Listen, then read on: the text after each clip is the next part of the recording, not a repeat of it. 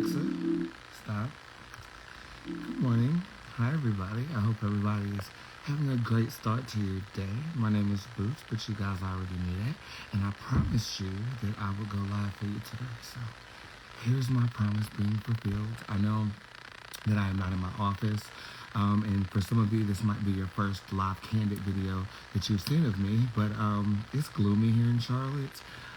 This is not necessarily for readings as much as it is for personal reflection, as well as some Saturday inspiration. Ironically, have a lot on my heart, and I would like to express it with you. If that's okay, give me a thumbs up because I would really, really appreciate that. Couple of announcements as I always do on every show. The tip jar is open 24 to 48 hours on those, okay? The code FREEDOM, FREEDOM, still does take 33% off of those orders, and they will be answered on Monday. Right after this, I will be in squad to discuss all of the juicy backstory. Ooh. Not necessarily to that cum on the side of my mouth, but to the things that I will be discussing with you right now. But first and foremost, I just want to kind of just say thank you. I love you guys so much. Because of you guys, I'm living my dream. I mean, I say it all the time, and I know that some of my friends that are close to me say you are so grateful. Like, you're so giving and so grateful all the time, and it's really humbling, man. Every day I wake up in the space that I'm in, I just got to express gratitude to you guys. So I always try to consistently show up and show you guys what I'm doing and kind of reflect how life is for a 32-year-old gender non-binary African-American male living in a Bible Belt of North Carolina and is the best psychic in the world. At least that's what I'm going to claim for myself. So yeah, I would love to see you. I only have a couple appointments left for the month of March, but that's not to say you can't get one. I'm gonna actually start next day appointments on Monday. So if you're booked Monday, Wednesday, and Friday, you want to see me sooner, you can book a next day. Anything like that is possible in the month of March. We're trying something a little different. So I want to preface what I'm going to be discussing with you in reference to a spell that I casted. So you guys know I went to New Orleans, and the last day that I was there, which was Fat Tuesday, which is the actual day of Mardi Gras, I jumped in the lake. I was actually on the hunt for a funnel cake, and I jumped in the lake, and after that, I lost my bottle of Lexapro, okay? And Lexapro, for those of you guys who don't know, spells, yeah, you can, I'm actually about to talk about one of those right now. This is a known factor. Spells still hold that discount, just sessions don't. Code FREEDOM is the code you want to use for 33% off. And it also works for custom spell works that are already half off too, okay? So if you need something more custom.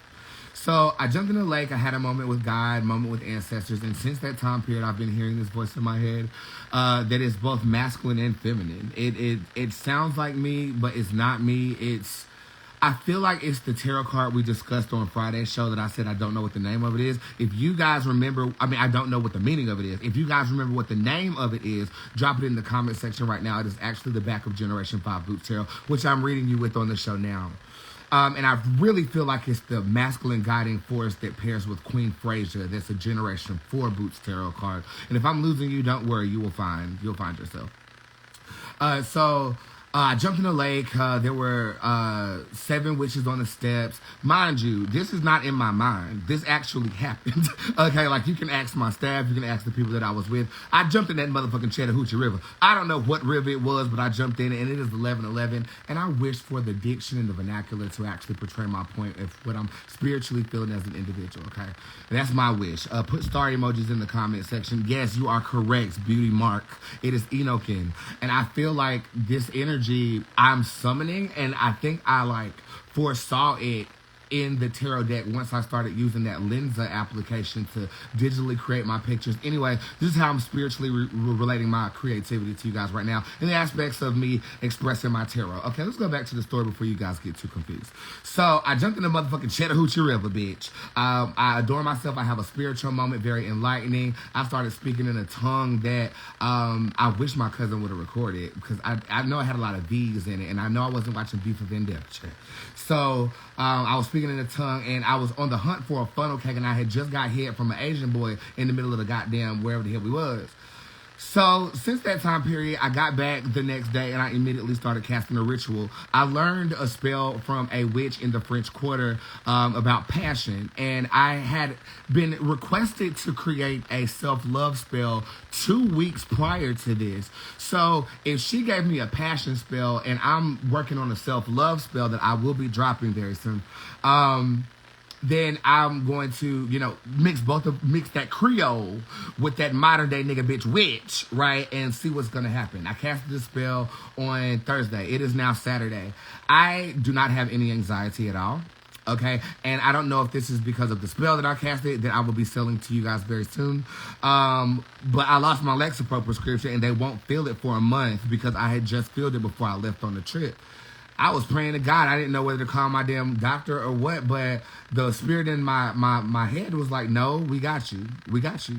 I am completely off Lexapro right now. This is my 5th day. I don't have any side effects, symptoms like I did the last time. I'm 2 years clean from coke on the same day that I jumped in the river. So I'm 3rd day into the self-love spell, and things are just flowing to me, and I want to express them to you. And squad, you're gonna get the juicy backstory to all of this right after this show. Okay, so the first thing is everything that manifests within the body begins in the mind. So if you don't like something, change your motherfucking mind. It's the simplest. I know it sounds really juvenile, but it's more in depth for me than that. So my idea of changing my mind was jumping in the Chattahoochee River. I'm a witch. That's, I'm an oracle. That's what we do. We do magical shit. Like, that's what we do. And in that regard, I changed my mind. I said, I don't have anxiety anymore. Because I remember the spirit was like, lay your burdens to me. And I said that. I've been saying that since I've been telling you this story. Lay your burdens to me. I gave them my anxiety. I gave them my heartbreak. I gave them everything. You know what I'm saying? I gave them my innocence almost, or my vulnerability where I feel like I'm a pushover sometimes. I gave them that. I gave them a lot of things. And it was not put into words as much as it was a feeling. So I began astral projecting again after the river or whatever. And astral projection is something I can do willingly. I have been able to explore the astral and the ethereal realms since a molestation took place in the orphanage that I was raised in. So I don't do it willingly because I just don't. Like, I'm a human being. I'm enjoying the human experience. We're going to be in that realm for eternity. You got to find something that, makes the human experience enjoyable. And for me, that is not astral projecting or lucid dreaming. But I do get intuitive dreams. And if I'm just on autopilot in my dreams, a lot of downloads start to manifest themselves. Okay, so I changed my mind and I no longer have anxiety, right? I was drinking every day for the past 2 weeks since I've been in motherfucking Laguna. I changed my mind and said I don't want liquor, and I haven't had a drink since. I even bought me a bottle of vodka last night, and I ain't touched it. Okay, I changed my mind, and I said that the first show that I came back on that Thursday was technological difficulties in Rinky Dink. I changed my mind that Friday, and I will tell you, aside from my look with that green bandana on, that was the best fucking Bootz show I did. Okay, and this is the 157th episode of season 6. I've done over 10,000 live videos since the start of my career. So, is it just that simple as to change your mind to cure cancer? That was the question I prompted with. Enokin is what I'll go ahead and start calling this energy that I've adopted in the Chattahoochee River. And he said, yes. I said, so why are so many people still dying? He said, because they ain't changed their mind. See, it's more difficult to change your mind when medical evidence is telling you something. It's more difficult to change your mind when it defies physics, or when the common sense of what you're trying to change your mind to is against you changing your mind in the first place. You got to really have conviction with that, okay? Or you have to have faith in something beyond yourself. Now, me, again, like I said, I'm addressing a hierarchy deity energy that I am still getting to know. I I question whether it wants to do me harm sometimes too, to be honest with you, because I've been getting apparitions in my home. Again, stuff like that don't scare me. But Cerberus has been playing with something. You Moon is cuddling up real next to me and keeping a very, very watchful eye around me. I'm not afraid. I'm just cautious would be the word that I'll use. Cautious with whatever this energy that followed me from New Orleans is home.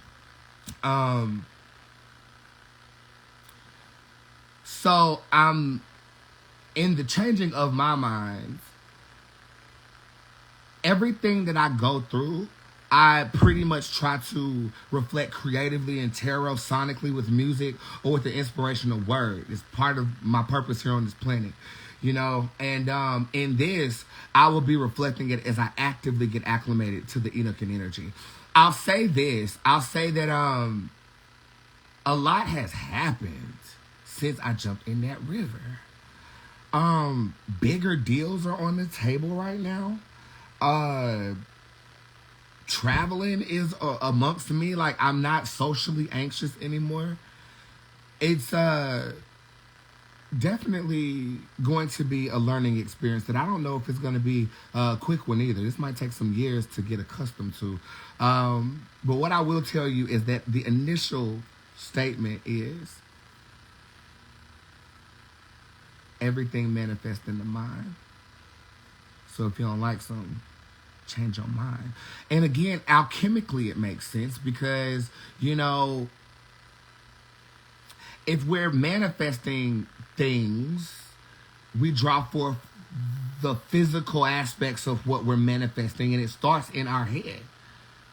You know, everything else is just to convince us that that's happening. So we technically can cast spells in our mind. Our mind is doing the work, and we're validating what our mind is saying with the manipulation of physical objects. But your mind is what's doing the work. Okay. Okay.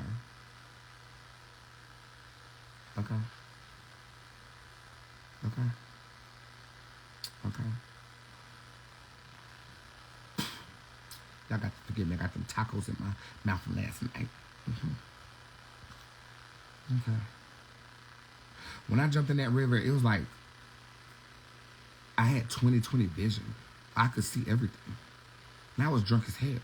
When I jumped in that motherfucking river, I'm strong as hell right now. Now, I've always been strong. Okay, let's be clear. I'm a strong bitch. Honey, give me strength emojis, superior emojis, because y'all know I'm strong as this picture is behind me right now. I'm strong, but I'm like opening cans without a can opener strong. Like, and I'm breaking my shit strong. I don't know what. And again, it's the masculine aspect of the guiding force of Queen Fraser, which represents the discovery of forgiveness. So, what is Enochian? I guess we'll figure it out together. But I just want to requote the first quote that I ever gave on season 1 of my web show by Michael Beckwith from the Church of Agape in Los Angeles. He said, "Mind your mind. What are you manifesting with this thing right here? You know, and if you need help manifesting the right shit, fuck with a bitch. You know what I'm saying? I got you covered. Something as simple as a damn text message reader can give you what you need. Raise your hand if that's being you. I don't say this shit. I don't say I'm the best for no reason, nigga. Look at these numbers, nigga." That's Brandon coming through. Y'all got to forgive me. And again, my personalities are getting accustomed to this new energy too. I don't like the nigga. And it would make sense that Brandon don't like him because it's a masculine guiding force and niggas don't like to, you know, be led. Interesting. Some of y'all might just think I'm crazy, and that's okay too. You still watching me, you kiss my ass. The second thing that I've learned, and again, this is the process of the river and the self-love spell. This is my last day on the self-love spell. And again, I don't ever administer stuff for you guys without me trying it first, especially if it's mixing magic. I don't normally mix magic. I stay to modern day oracleism, witchcraft. That's why, and some voodoo and some hoodoo and some, you know, oracleism is a little taste of everything, but it's a modernized version of it that I've dissected for the consumption of you guys and for the projection of my energy onto the spells that you cast. You understand? And my magic does work. Give me crystal ball emojis if you can attest to that. This is my third day on the self-love spell. One of the things that I've noticed about myself too is that I'm very protective of myself right now, and if I like smell being taken advantage of or used or anything like that, I go the fuck off. Like all the way off, like slap off, bro. We're talking squad. Okay. And I don't feel bad about it. And normally what happens when I go off on folk, I go off on them, I block them, and then I'll creep them. I have no desire to creep anybody anymore. And prior to me jumping in that river, I was still creeping on my enemies. It's interesting too, because enemy got brought up to me, not an enemy, but see, it's interesting that I'm labeling it an enemy now. Like I don't say that. Like anyway, somebody I used to fuck with, I don't fuck with no more. Her name was brought up in the damn nail salon yesterday. And I, in that moment, wanted to go slap off, and I said, fuck her. She's dead to me. Literally. Like, she's dead. I don't talk like that. Like, I don't. You're dead to me. Just die slow. Like, cutthroat shit type shit. But it's at the precipice of this. It's like this self-love thing is building a very fiery wall of protection around me. While simultaneously, these new opportunities that I'm going to be chasing are coming through. It's like God is saying, stop playing with yourself. And I'm like, God, well, how the hell I'm supposed to stop masturbating, bitch? Because I ain't got no nigga yet. That taco meat is all up in my mouth like that dick was last night. Excuse me. Let me hit my little thing.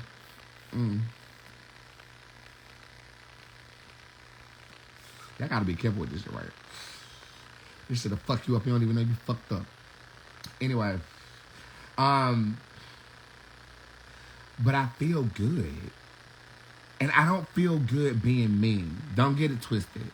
A part of my personality is very boisterous. I tell it like it is. I'm me regardless, but I don't like hurting people's feelings in real life. Now, social media, I hope most of you guys understand that this is a show, and if you're out of order, you need to be cussed the fuck out for entertainment purposes only. Right? Okay? But when we're in a session, I don't even remember cussing you the fuck out. I talk to too many people every day. You know what I'm saying? I've been cussing motherfuckers out. And I haven't been caring, and I feel like I'm exploring the part of me that is still an inner child, and that is my vulnerability and my spirit of giving. My spirit of giving has the ability to make people, not my fans, not my clients, not my watchers, but people that try to get close to me, it makes them a slight bit entitled. Feeling as if Bootz is going to do this anyway, so I'm owed this. I just had an interesting conversation with my best friend, my assistant, Maya. And I feel like in my life, I've become a natural giver because I found that was the best way to obtain a family. I'm adopted. You know what I'm saying? And, you know, I was a badass kid, but I found that if I was to do extra chores, give more of my time, give more smiles, you know, all this stuff, that the family would keep me. You know, nowadays, I think it's a carryover from that, and prior to that, I wasn't conscious of where my generous spirit came from. Now, being a warlock, but being a practitioner, warlock, witch, bruja, whatever the fuck you want to call me, I have allowed that to work with me because I believe in the spirit of karma. Everything that I give out, I get back centuple. It's 5 times because it's been growing exponentially every single year I've been in business, right? So if you're gonna have a fault or a generous spirit to a fault, you want to have a principle in your mind that makes it work for you, right? So again, every time I give charitably, every time we do a Saturday contest, the shit comes back tenfold, and it comes back real fast, okay? But in my personal connections, I have lost. I'm not even gonna say lost. I have gained peace from. I have gained peace from very close friends because they really do feel like they are owed something from me because I made them feel that was okay based upon my generosity. One of the biggest things I wish my ex would have digested sooner was the fact that you can give somebody the world that can still treat you like shit. And it just now clicked with me this morning when I was on the phone with my best friend, my sister. You know what I'm saying? Like, I gave that nigga so much, and he still dogged me the fuck out. That's not saying that squad didn't run the face off the earth now. Gang. But if he could do that, then why should I expect anybody else to be different? See, I haven't been giving right to the people that be around me. I give with the expectation for you to be a good person.